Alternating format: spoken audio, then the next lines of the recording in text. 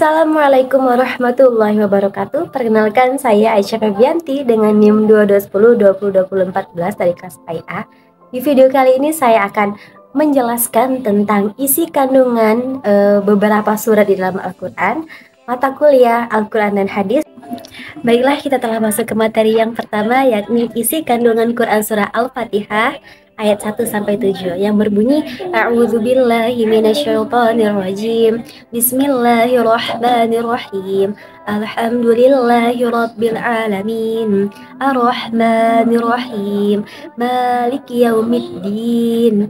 Iyyaka na'budu wa iyyaka nasta'in. Ihdinas siratal mustaqim. Siratal ladzina an'amta 'alaihim ghairil maghdubi 'alaihim waladdallin. Surat Al-Fatihah adalah surat pembuka di dalam Al-Quran. Bukan hanya sekedar pembuka, tetapi surat Al-Fatihah ialah pembuka dari semua kebaikan. Surat Al-Fatihah ini berjumlah 7 ayat, di mana surat Al-Fatihah ini diturunkan di Mekah, yang disebut juga dengan surat Makkiyah. Adapun nama lain dari surat Al-Fatihah ini adalah Asy-Syifa, yang artinya obat, Ummul Kitab, yang artinya induk Al-Quran, dan Al-Huda, yang artinya pembeda, dan masih banyak lagi nama lain dari surat Al-Fatihah tersebut. Nah, adapun teman-teman, nilai yang terkandung di dalam surat Al-Fatihah yang pertama ialah pengakuan keesaan Allah. Nah, surat ini mengajarkan kita untuk selalu menyembah Allah. Tidak ada Tuhan selain Dia, karena hanya Allah lah yang maha besar, yang telah menciptakan alam semesta ini beserta isinya. Nah, yang kedua adalah permohonan petunjuk, di mana kita ini meminta petunjuk kepada Allah agar selalu istiqomah berada di jalan yang lurus, yakni berada di jalan kebaikan, selalu berbuat baik kepada manusia, dan juga selalu bermanfaat bagi sesama manusia lainnya. Dan yang ketiga ialah pengakuan nikmat Allah. Nah, surat ini memberikan supaya kita itu mengakui bahwa segala nikmat itu berasal dari Allah Subhanahu wa Ta'ala, Sang Pemberi rezeki, baik itu nikmat sehat, nikmat ibadah, dan nikmat-nikmat lainnya. Oleh karena itu, janganlah teman-teman kita tidak bersyukur atas nikmat Allah, karena sesungguhnya Allah akan melaknat orang-orang yang tidak bersyukur kepada Dia. Selanjutnya kita telah masuk ke materi yang kedua, yakni isi kandungan Quran surah Al-Falaq, yang berbunyi A'udzubillahi minasyaitonirrajim. Bismillahirrahmanirrahim. Qul a'udzu birabbil falaq min syarri ma khalaq wa min syarri ghasiqin idza waqab wa min syarri naffatsati fil 'uqad wa min syarri hasidin idza hasad. Adapun isi kandungan di dalam surah Al-Falaq adalah surah Al-Falaq merupakan surah ke-113 di dalam Al-Quran, yang terdiri dari 5 ayat, disebut sebagai surat Makkiyah. Nah, isinya itu teman-teman mengajarkan kita supaya selalu memohon perlindungan dan juga pertolongan kepada Allah Subhanahu wa Ta'ala dari kejahatan, baik itu dari jin dan manusia, dari berbagai kejahatan, baik itu berupa fisik ataupun spiritual.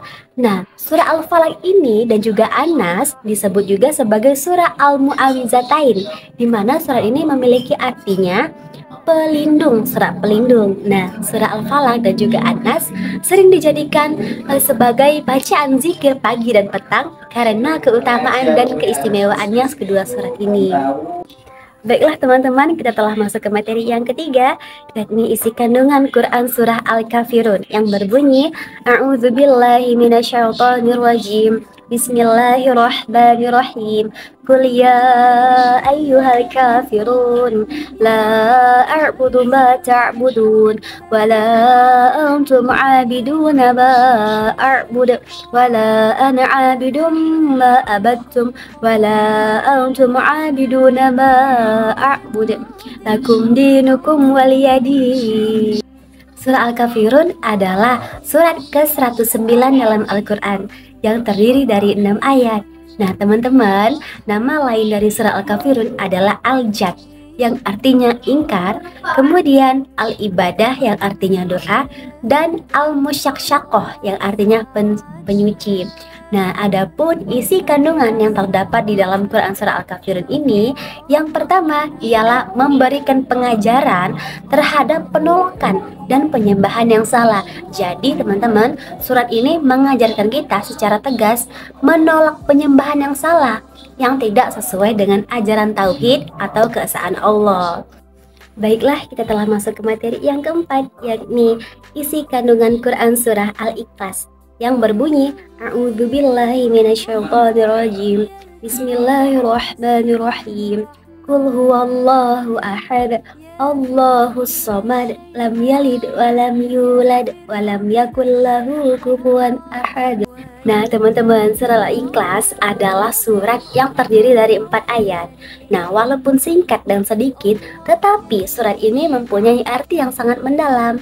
Yang pertama, surat Al-Ikhlas dimulai dengan menegaskan dengan tegas bahwa Allah adalah satu-satunya Tuhan yang Maha Esa. Hal ini dinyatakan dalam ayat pertama, yang artinya katakanlah Dia Allah yang Maha Esa. Nah, kemudian yang kedua, surat ini menjelaskan beberapa sifat-sifat Allah yang menyatakan bahwa Allah adalah zat yang tidak bergantung kepada siapapun, sementara segala sesuatu bergantung kepadanya. Nah, ayat ini juga menyatakan bahwa Allah tidak memiliki anak dan tidak pula diperanakan, yang menolak konsep keturunan di dalam agama. Teman-teman, kita telah masuk ke materi yang kelima, yakni isi kandungan Quran Surah An-Nasr yang berbunyi A'udzubillahi minasyaitonirrajim. Bismillahirrahmanirrahim. Idza jaa nasrullahi wal fath wa ra'aitan nasa yadkhuluna fi dinillahi afwaja fasabbih bihamdi rabbika wastaghfir innahu kana tawwaba. Isi kandungan surat An-Nasr adalah surat An-Nasr merupakan surat pendek di dalam Al-Quran yang terdiri dari 3 ayat. Nah, isinya ini menggambarkan peristiwa kemenangan yang akan datang kepada Rasulullah Shallallahu Alaihi Wasallam dan umat Islam. Surat ini juga mengajarkan tentang pentingnya bersyukur atas nikmat Allah dan bertaubat kepadanya. Karena sesungguhnya ketika seseorang bersyukur atas nikmat yang telah Allah berikan, niscaya dia akan ditambah nikmatnya oleh Allah. Tetapi barang siapa yang kufur, sesungguhnya azab Allah sangatlah pedih teman-teman.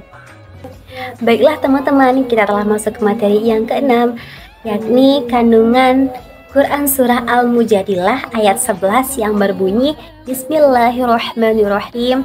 Ya ayyuhalladzina amanu idza qila lakum tafassahu fil majalisi fafsahu yafsahillahu lakum wa idza qila unshuzu fanshuzu yarfa'illahu alladhina amanu minkum walladzina utul ilma darajat wallahu bima ta'maluna khabir.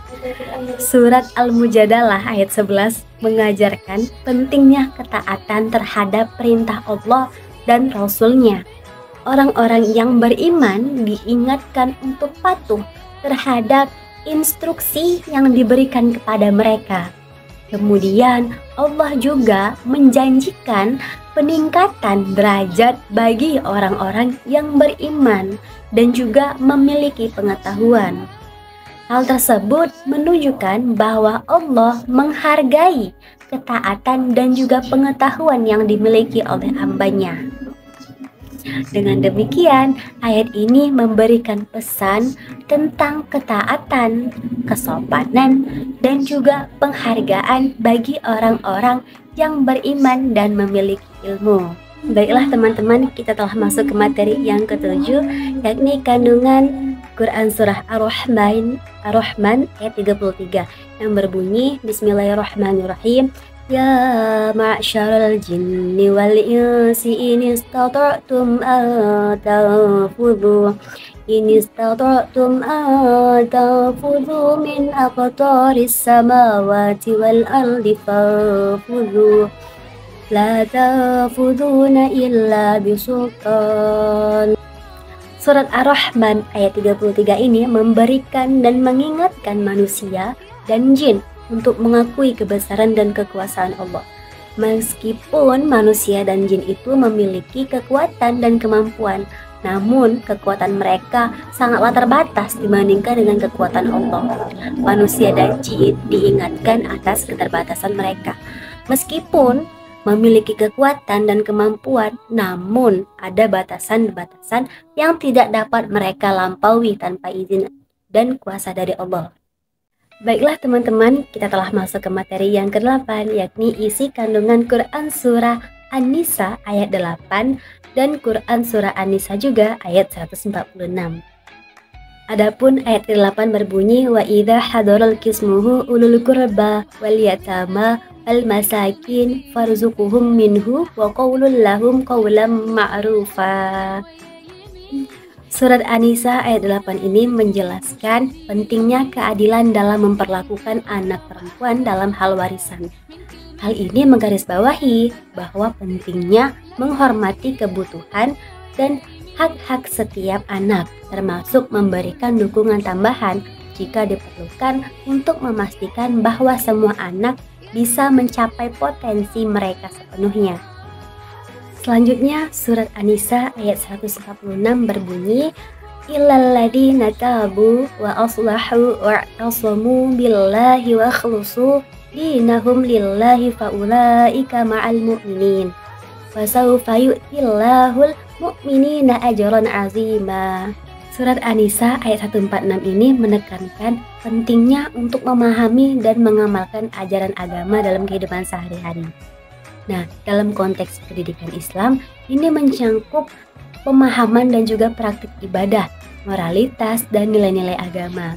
Nah, nilai ini mengajarkan kita untuk mengikuti contoh dan ajaran yang telah diajarkan oleh baginda Nabi Muhammad SAW. Baiklah teman-teman, kita telah masuk ke materi yang ke-9. Ini isi kandungan Quran Surah Al-Baqarah ayat 153 yang berbunyi, Bismillahirrahmanirrahim. Ya ayyuhalladzina amanu ista'inu bis-sabri was-salah innallaha ma'as sabirin. Jadi surah Al-Baqarah ini mengajarkan kita betapa pentingnya bergantung pada Allah Subhanahu wa taala dalam setiap situasi, yang mengajarkan kita untuk tidak hanya mengandalkan upaya manusia saja, tetapi juga mengakui kekuatan dan bantuan dari Allah Subhanahu wa taala. Yang kedua, tentang pentingnya memiliki kesadaran spiritual dan juga hubungan yang kuat dengan Allah Subhanahu wa taala. Yang ketiga, ayat ini mengajarkan pentingnya memiliki rasa tawakal serta keyakinan sepenuh hati bahwa Allah adalah pemegang kendali atas segalanya. Yang keempat, ayat ini memberikan arahan yang jelas tentang cara kita bertindak dan bagaimana kita melihat ujian hidup. Yang kelima, ayat ini menunjukkan bahwa kita itu harus bertindak dengan taat, yang kemudian hal ini mengingatkan kita untuk selalu menjalani hidup kita dengan mengikuti ajarannya, sehingga dapat mencapai kebahagiaan dan keberkahan yang sebenarnya. Baiklah teman-teman, kita telah masuk ke materi yang ke-10, yakni isi kandungan surah Ali Imran ayat 134 yang berbunyi, Bismillahirrahmanirrahim, alladzina yunfiquna fis sarra'i wad dharra'i wal kaziminal ghaizi wal 'afinan 'anil nas wallahu yuhibbul muhsinin. Surah Ali Imran ayat 134 mengajarkan bahwa orang yang selalu menafkahkan hartanya baik dalam keadaan berkecukupan maupun dalam keadaan sempit sesuai dengan kesanggupannya. Yang kedua, orang yang menahan amarahnya. Nah, biasanya nih teman-teman, orang yang memperturutkan rasa amarahnya tidak bisa mengendalikan akal pikirannya, dan ia akan melakukan tindakan-tindakan kejam dan jahat, sehingga apabila dia sadar, pasti menyesali tindakan yang dilakukannya itu, dan dia akan merasa heran mengapa ia bertindak sejauh itu. Baiklah, kita telah masuk ke materi yang 11, yakni surat Al-Anfal ayat 27 yang berbunyi, Bismillahirrahmanirrahim, Ya ayyuhalladzina amanu la takhunullaha war rasul wa takhunu amanatikum wa antum ta'lamun. Surah Al-Anfal ayat 27, dalam surat ini Allah memerintahkan larangan untuk tidak berkhianat, terutama terhadap Allah dan Rasulnya. Nah, dalam surat ini juga Allah mengawali dengan kalimat yang ditujukan kepada orang yang beriman. Artinya, larangan berkhianat ditujukan kepada mereka yang percaya kepada Allah dan Rasul-Nya serta melaksanakan syariat Islam. Nah, larangan untuk tidak mengabaikan perintah-perintah Allah dan tidak melanggar larangannya. Kemudian yang kedua, Allah Ta'ala memerintahkan kepada orang yang beriman, yaitu untuk percaya terhadap Allah dan ajaran yang dibawakan oleh Rasul-Nya untuk menjalankan amanah, menunaikan amanah yang telah Allah perintahkan dan mengerjakan apa yang disyariatkan oleh agama Islam dan menjauhi larangannya. Perkara menunaikan amanah adalah kewajiban dan tentu balasannya mendapat pahala dari Allah. Selanjutnya surat yang ke-12 yaitu surat Al-Ahqaf ayat 13 yang berbunyi Innal ladzina qalu rabbunallahu tsumma istaqamu fala khaufun 'alaihim wala hum yahzanun. Ayat ini mengajarkan bahwa orang yang memiliki sifat istiqomah, maka Allah menjamin orang tersebut ahli surga dan akan kekal di dalamnya sesuai dengan kebaikan apapun yang dilakukan. Selanjutnya surat yang ke-13 yakni surah Al-Furqan ayat 63 yang berbunyi Bismillahirrahmanirrahim wa ibadur rahmanil ladzina yamshuna 'alal ardi huna wa idza khatabahumul jahiluna qalu salama. Surat Al-Furqan ayat 63 mengajarkan sikap yang dianjurkan bagi hamba-hamba Allah. Mereka diajak untuk berjalan di bumi dengan rendah hati, tidak sombong dan merendahkan diri.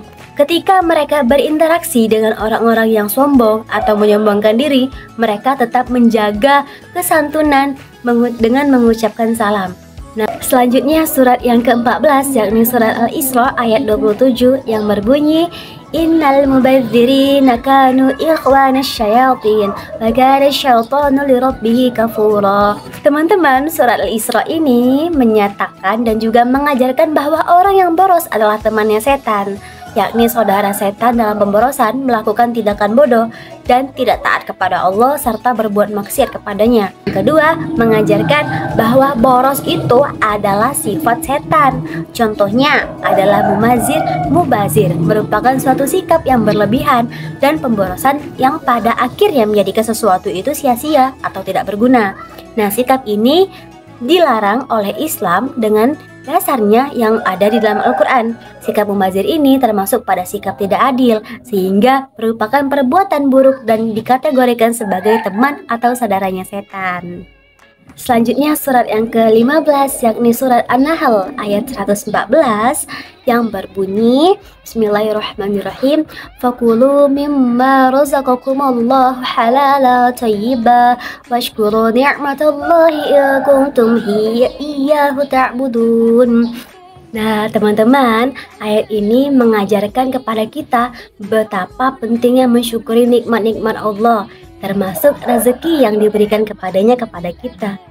Allah memerintahkan agar kita hanya mengonsumsi makanan yang halal dan juga baik, serta bersyukur kepadanya semata. Nah, teman-teman, tidak terasa ya kita telah masuk ke materi yang terakhir, yakni surat Al-Maidah ayat 90 sampai 91 yang berbunyi Bismillahirrahmanirrahim. Ya ayyuhalladzina amanu innamal khamru wal maisir wal ansab wal azlam rijsum min amali syaitan fajtanibuhu la'allakum tuflihun. Selanjutnya surah Al-Maidah ayat 91 yang berbunyi Innama yuridu syaitanu ayyuki'a bainakumul adawata wal baghdha fil khamri wal maisri wa yasuddakum an dzikrillah wa 'anis sholati fahal antum muntahun. Di teman-teman, ayat 90 dan 91 dari surah Al-Maidah ini memberikan pengajaran pada kita tentang larangan terhadap perjudian dan minuman keras. Nah, jadi Allah Subhanahu wa taala ini memerintahkan kepada umat manusia untuk menjauhi perbuatan-perbuatan tersebut karena mereka semua itu mengandung banyak kerusakan dan kejahatan. Nah, ini adalah bagian dari ajaran Islam tentang menjaga diri dari segala sesuatu yang merusak kesejahteraan dan moralitas. Adapun yang pertama ialah khamr atau minuman keras. Khamr ini mengacu pada minuman yang memabukkan seperti arak atau minuman beralkohol lainnya. Yang kedua, judi. Nah, aktivitas ini sangat merugikan bagi seseorang yang memainkannya, yang melibatkan taruhan uang atau harta benda lainnya. Allah itu menjelaskan bahwa perbuatan-perbuatan demikian merupakan perbuatan yang keji, yang menjadi tipu daya dari setan untuk menimbulkan permusuhan dan kebencian di antara manusia. Selain itu, perbuatan ini juga menghalangi manusia dari mengingat Allah dan menjalankan kewajibannya seperti sering meninggalkan sholat. Jadi teman-teman dapat kita simpulkan bahwa ada banyak sekali kandungan surah dan ayat di dalam Al-Quran ini yang bisa kita ambil pelajaran. Dan yang lebih utamanya lagi, kita pelajari dan diamalkan dalam kehidupan sehari-hari. Semoga apa yang saya sampaikan ini bisa bermanfaat bagi saya sendiri ataupun teman-teman semua. Terima kasih. Wassalamualaikum warahmatullahi wabarakatuh.